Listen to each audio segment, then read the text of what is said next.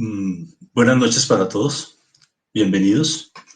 Bienvenidos a esta sesión de interpretación de audiometrías ocupacionales. Mi nombre es Carlos Efraín Cortés Sánchez, soy médico especialista en salud ocupacional.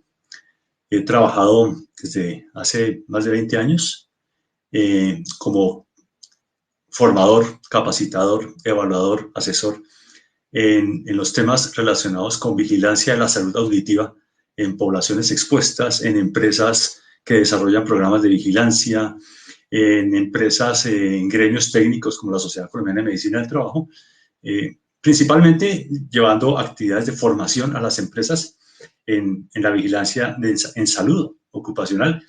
Y esto principalmente énfasis en la realización o en la auditoría de audiometrías ocupacionales.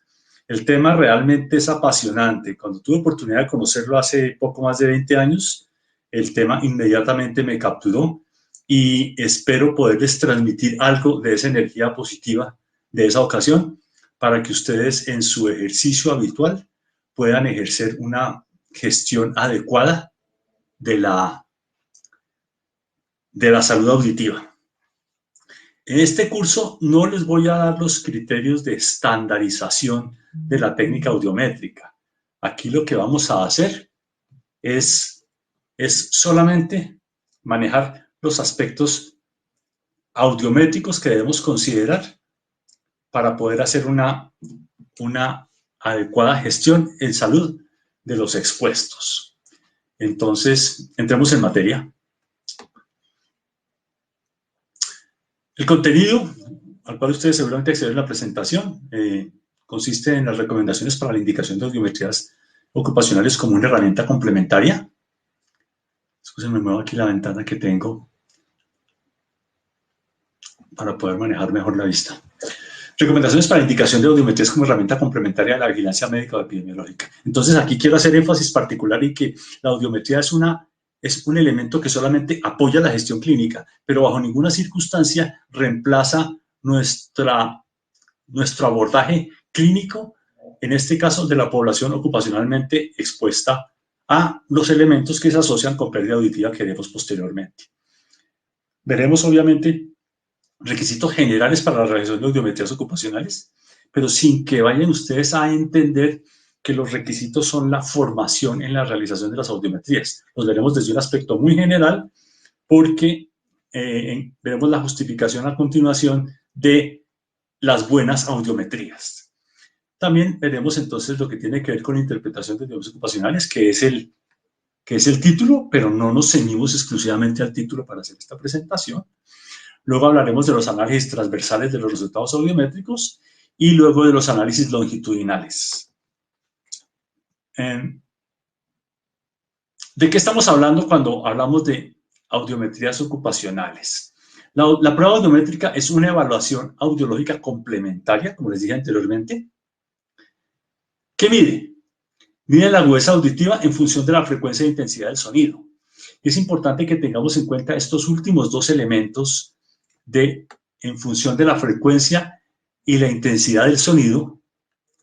Excúsenme, porque la frecuencia y la intensidad del sonido son elementos tan fundamentales en la definición operativa de prueba audiométrica como en la lectura y entrega de resultados a la población. Frecuentemente descuidamos la articulación del resultado con la definición operativa de la audiometría.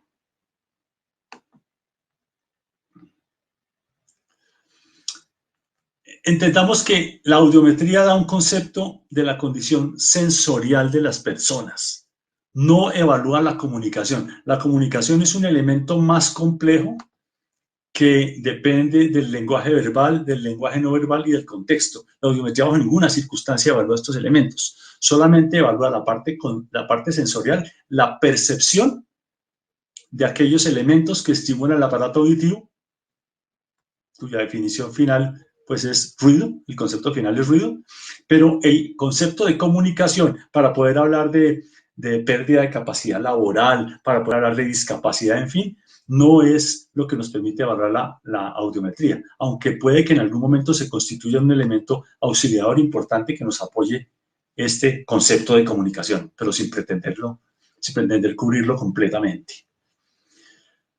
La sensibilidad de la prueba, pero solamente para hipoacusia neurosensorial, esta sigla de hipoacusia neurosensorial es del 92% y la especificidad del 94%, de acuerdo con varias publicaciones de entidades muy relacionadas con las audiometrías, especialmente las ocupacionales. Esta estadística es la más reciente de la Sociedad de Audiología Británica, pero la comparte con muchas otras entidades. Muy importante entender que la audiometría es una prueba altamente técnico-dependiente. En salud, muchísimas pruebas, no me atrevería a decir todas, pero muchísimas pruebas son técnico-dependientes. Pero la audiometría es una de las representantes de la mayor técnico-dependencia, de manera que en la medida en que podamos nosotros asegurar que toda la técnica y todos los elementos que preceden al examen están garantizados, podemos tener mayor confianza en la prueba. E inversamente, cuando no se garantizan esos elementos, la confianza que podemos tener en los resultados, pues es bastante baja.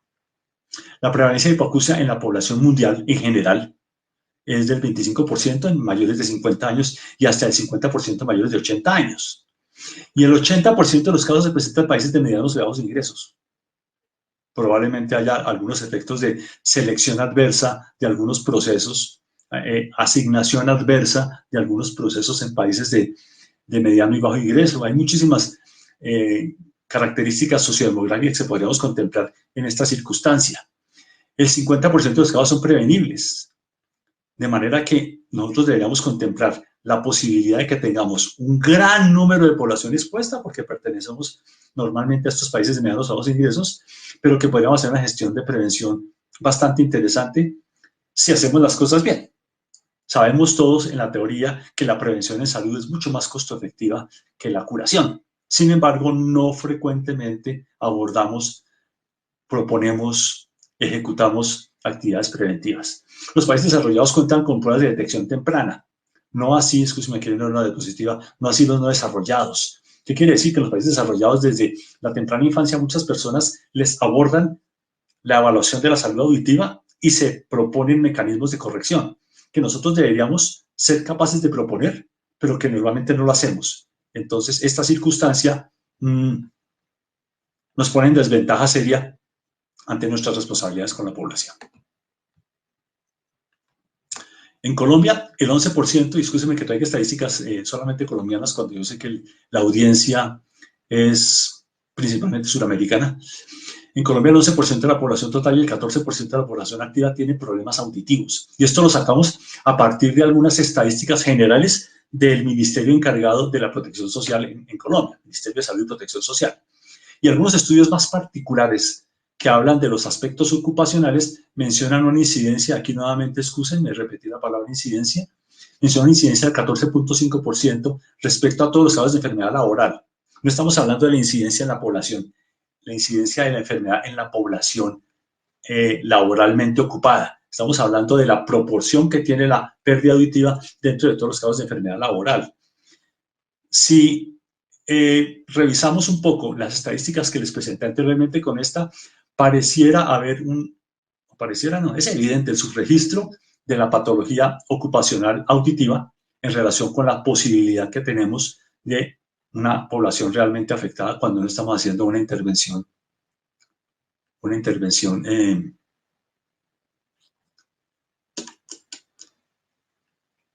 global, adecuada, ética. La prueba audiométrica tiene una altísima disponibilidad porque se accede muy fácilmente a los equipos, a los audiómetros. Son equipos técnicamente disponibles en todo el mundo, de un relativo bajo costo. La administración de la prueba es relativamente fácil, cumpliendo con unos requisitos normalizados, requisitos técnicos, pero es relativamente fácil, no es una prueba compleja como otras que nos acompañan en la clínica. Y la posibilidad de contar con evaluadores entrenados, pues es una posibilidad realmente interesante. La tenemos en muchos de nuestros medios, de manera que tenemos que considerar la posibilidad de que, es decir, tenemos que entender que la excusa no es el acceso de la prueba, tal vez son otros los elementos. Pasemos a hablar de los efectos de las hipoacusias. Las hipoacusias ocupacionales tienen multitud de efectos que los hemos categorizado de acuerdo con los elementos que podría ser de interés para ustedes y para las empresas. Y ustedes pueden utilizar estos elementos, estas categorías, como un argumento efectivo para poder vender la gestión y poder lograr el apoyo de la alta gerencia o la alta dirección en la ejecución de programas de salud auditiva. La discapacidad que produce la hipoacusia es variable, pero la discapacidad que se produce por la hipoacusia ocupacional es irreversible. De manera que tenemos, entendiendo que la oportunidad de prevención es tan alta como el 50%, según lo mencionamos anteriormente, tenemos una responsabilidad ética bien importante y una excelente oportunidad de reducir notablemente la población que pueda verse afectada. Los efectos legales adversos, si solamente hablamos de los efectos de responsabilidad civil, sin hablar de otros tipos de responsabilidades legales, de lo cual no es mi capítulo, porque ya saben que soy médico, el tema de responsabilidad civil en empleadores y en aseguradores, pues es bastante importante, teniendo en cuenta la trascendencia de la patología y pues la reparación económica que viene detrás de la responsabilidad civil, pues es bastante evidente. Hay unos aspectos reputacionales que cada vez ganan mayor trascendencia en el ámbito industrial.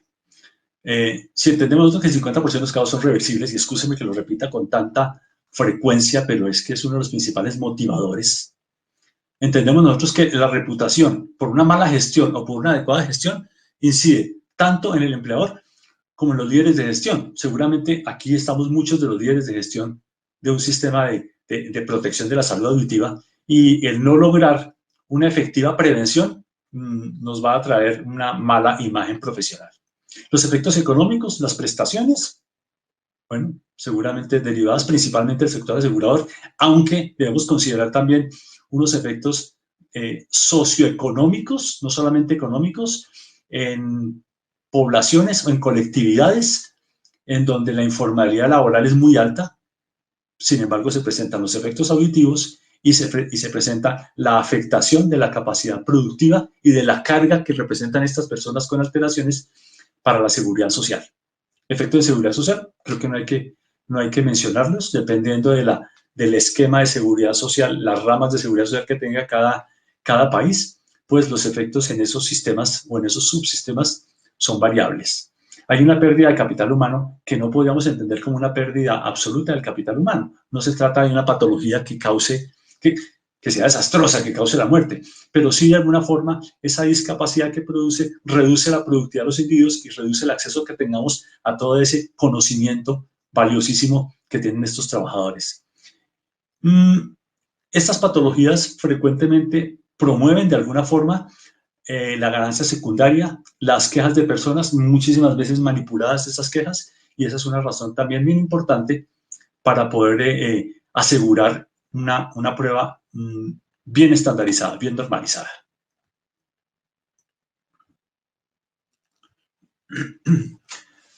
Hablemos de los resultados.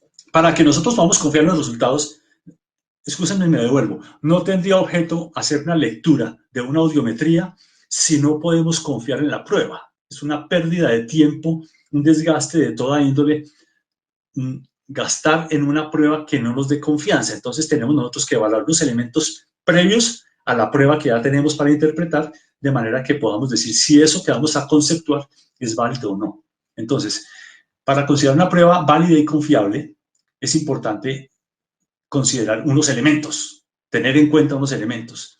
La indicación de la prueba, los procesos, los equipos, los evaluadores, los evaluados y la interpretación o lectura que hace de la prueba. Podemos utilizar otra categoría de elementos que participen en la prueba, pero esto es una categorización bastante académica. Dentro de lo que tiene que ver con la indicación, pues hay unos elementos, ya que estamos hablando de audiometrías ocupacionales, unos elementos que aluden a la exposición higiénica ocupacional. Nosotros hablamos de higiénica, no sé si los términos los comparta con todo el mundo, por eso me atrevo a explicarlo. Hablamos de exposición higiénica cuando hablamos de riesgos que producen enfermedad y no aquellos que producen accidente. Y es importante también dentro de la indicación tener en cuenta la exposición no higiénica o la exposición de carácter laboral no higiénico, o sea, la generación de accidentes, o de carácter común.